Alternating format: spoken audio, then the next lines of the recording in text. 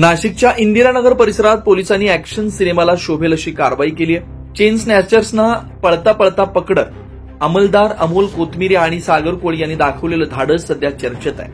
हा संपूर्ण थरार सीसीटीव्हीमध्ये कैद झाला। नाशिकमधील इंदिरानगर पोलीस ठाण्याचे अंमलदार अमोल कोथमिरे आणि सागर कोळी नेहमीप्रमाणे चारबग चौक आणि आसपासच्या भागात गस्त घालत होते।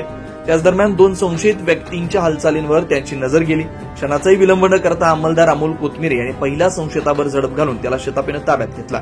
दुसरा संशयित मात्र पळ काढण्याचा प्रयत्न करू लागला।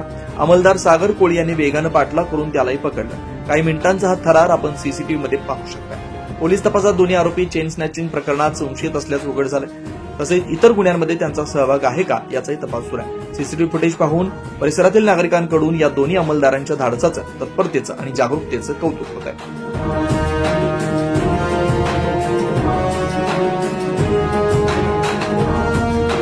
न्यूज महाराष्ट्रासाठी नितीन चव्हाण, नाशिक।